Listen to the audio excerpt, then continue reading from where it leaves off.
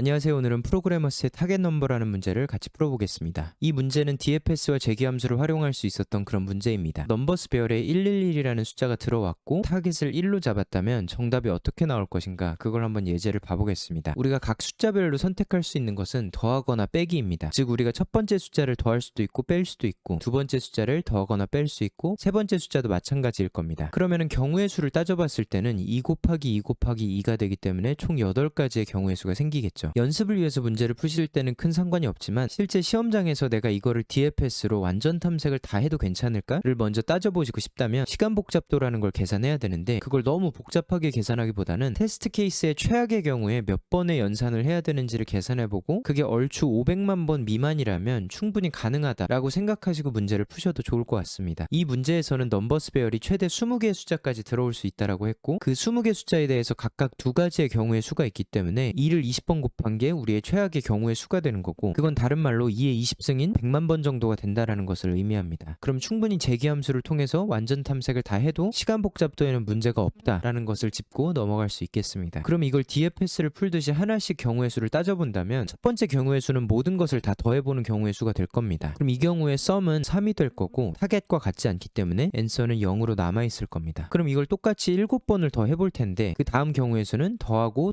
빼기가 될 겁니다. 그러면 이 경우에는 썸이 1이 되기 때문에 앤서도 하나가 증가하게 되겠죠. 그럼 마지막 인덱스에 대해서 더하기와 빼기를 모두 해봤기 때문에 이제는 1번 인덱스를 바꿀 차례가 됐습니다. 그럼 이제 더하고 빼고 다시 더하기부터 시작을 해보는 겁니다. 그럼 이때도 썸은 1이기 때문에 앤서가 하나 증가하게 됩니다. 그 다음에는 더하기 빼기를 해서 썸이 마이너스 1이 되고 앤서는 증가하지 않습니다. 그러면 이번에도 1번 인덱스를 모두 다 더해도 보고 빼도 봤기 때문에 0번 인덱스를 마이너스로 넘어가 보겠습니다. 1번 인덱스와 2번 인덱스는 다 더했을 때 썸이 1이 되기 때문에 앤서가 하나 늘고, 그 다음에는 마이너스 플러스 마이너스를 했기 때문에 마이너스 1이 되고 앤서는 늘지 않습니다. 그 다음 경우의 수는 마이너스 플러스가 되기 때문에 마이너스 1이고 앤서는 늘지 않고, 마지막 경우의 수는 마이너스를 해서 마이너스 3이 되고 앤서는 늘지 않을 겁니다. 여기까지 이해를 하셨다면 이걸 어떻게 DFS 함수로 옮길까를 우리가 고민을 해야 되는 건데, DFS 함수는 크게 2가지입니다. 첫 번째는 수행 동작, 즉 DFS 함수를 여러 번 계속해서 콜할 텐데 이번 한 번의 콜 안에서, 즉 이번 턴 안에서 내가 어떤 동작을 수행할 것인가, 그거를 잘 정의해야 될 겁니다. 이번 문제에서는 0번 인덱스를 콜했을 때는 이 숫자를 한 번 더 해보고 또 한 번은 빼보고 이렇게 2가지 경우를 모두 다 수행을 한다면 수행 동작을 완성하게 됩니다. 그러면 그 다음에는 1번 인덱스로 넘어갈 거고 2번 인덱스까지도 넘어갈 겁니다. 그럼 마지막으로 고려해야 될 거는 언제 탈출할 거냐입니다. 왜냐하면 재기함수는 영원하게 불러주게 되기 때문에 탈출 조건이 없다면 무조건 스택 오버플로우가 발생할 수밖에 없는 구조입니다. 그럼 어느 시점에 이 재기함수를 끊을 거냐 하면은 현재 재기함수가 콜된 인덱스가 넘버스의 랭스만큼 되면 그때는 빠져나올 조건이다 라고 정의를 하면 되겠습니다. 왜냐하면 0번 인덱스, 1번 인덱스, 2번 인덱스까지도 더하거나 빼기를 했다면 이제 3번 인덱스가 콜이 될 텐데 이 시점에는 더 이상 더할 숫자가 없기 때문에 이때 만들어진 썸을 최종 누적합이라고 정의하고 그 값을 타겟과 비교해서 앤서를 더할지 말지를 결정하면 되겠습니다. 그럼 지금까지 설명한 걸 한번 코드로 짜보겠습니다. 저는 재기함수를 짤 때는 전달받은 파라미터를 멤버 변수로 옮겨 놓습니다. 왜냐하면 재기함수를 여러 번 호출해야 되는데 그때마다 넘버스나 타겟이라는 변수가 바뀌는 것도 아닌데 매번 전달하는 게 부담이 되니까 그냥 멤버 변수로 담아놓고 사용합니다. 그래서 저는 int 배열 넘버스와 int 타겟과 int answer라는 변수를 만들어 놓겠습니다. 그럼 이 솔루션 함수 내에 있는 이 answer라는 변수도 그냥 멤버 변수를 접근하도록 수정을 하고, 멤버 변수 넘버스에다가 전달받은 넘버스를 담고 멤버 변수 타겟에 전달받은 타겟을 담아 놓겠습니다. 이러고 나서 할 거는 DFS에 0,0을 콜해주면 되겠습니다. 그럼 우리가 이 DFS 함수의 내부를 구현하진 않았지만 이 함수 안에서 모든 동작을 수행하고 앤서가 다 만들어져서 리턴 앤서를 하면 된다라고 이해하면 되겠습니다. 그럼 이제 DFS 함수로 구현해주면 될 텐데 저는 int index와 int sum이라는 파라미터를 받는 함수로 구현을 하겠습니다. 즉 우리가 DFS 0,0이라고 콜을 해줬을 때 이 첫 번째 파라미터는 인덱스를 의미합니다. 즉 요번 DFS 콜에서 내가 더하거나 빼야 될 그 숫자가 위치한 인덱스를 첫 번째 파라미터에 담아준 거고요. 두 번째 파라미터는 여태까지의 누적합을 의미합니다. 그래서 내가 다음번 재기함수를 콜해줄 때는 현재 있는 이 인덱스 번째의 숫자를 썸에다가 더해주거나 빼주고 넘겨주는 동작을 할 겁니다. 그럼 여기 안에서 해야 될 건 첫 번째는 탈출 조건일 거고,